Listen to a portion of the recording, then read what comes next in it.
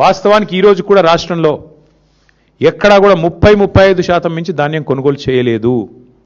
ఇక మీకు పేరు చెప్తే బాగుండదు కానీ ఒక మాజీ మంత్రి ఎమ్మెల్యే కాంగ్రెస్ మొన్న మా నాయకుడికి ఫోన్ చేసి, ఒక నాయకుడు మా ఎమ్మెల్యే గారికి ఫోన్ చేసి, అరే ఏం పెట్టినరా మీరు, ఇది పని లేని పని, ఈ గవర్నమెంట్ కొనుడు ఏందా నాకు అర్థం కాదు, ధాన్యం మీరు లేని పని పెట్టిన మా కేసీఆర్ గారు, మాకు ఇప్పుడు ఆ ప్రెజర్ అవుతుంది అని చెప్పి మా నాయకుడికి ఇంకో కాంగ్రెస్ నాయకుడు ఫోన్ చేసి నిష్ఠూరం ఆడుతూ ఉన్నాడు. ఇది పరిస్థితి ఈరోజు రాష్ట్రంలో.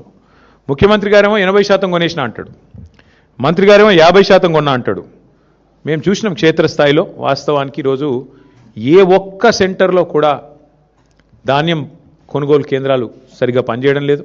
గన్నీ బ్యాగ్స్ ఇస్తలేరు, రైతులే కొనుక్కోవాలి. 28 రూపాయలు, 25 రూపాయలు, 30 రూపాయలు పెట్టి సుతిలు వాళ్ళే కొనుక్కోవాలి. మంచినీళ్ళ సౌలత్ కూడా లేదు. ఇంకా మీదికెళ్ళి వెయిటింగ్ ఛార్జీలు కూడా రైతులే కట్టుకోవాలి. ట్రాక్టర్ లోడ్ చేసుకొని వస్తుండ్రు పాపం. వచ్చినాక ఆడ బయట సెంటర్ బయట నేను నర్సంపేట నా కళ్ళతో నేనే చూసిన, మొత్తం మార్కెట్ యార్డ్ అంతా నిండిపోయి ఉన్నది. మరి ఎట్లా ఇది పరిస్థితి అంటే, వచ్చి వారం రోజులైంది సార్, వెయిటింగ్ ఛార్జీలు కడుతున్నాం, రోజుకు 2000 రూపాయలు కడుతున్నాం, రోజుకు 3000 రూపాయలు కడుతున్నాం, లారీ అయితే ట్రాక్టర్ అయితే 2000 కడుతున్నాం. రైతులు తమ నోటెంబడి వాళ్ళు చెప్పిన మాట. ఈ సంక్షోభాన్ని గుర్తించకుండా, ఈ సంక్షోభం గురించి కనీస అవగాహన లేకుండా అబద్ధాలు చెప్పి అధికారంలోకి వచ్చిన రేవంత్ రెడ్డి ఇలా నోటికి వచ్చిన మాటలు మాట్లాడుతూ ఉన్నాడు.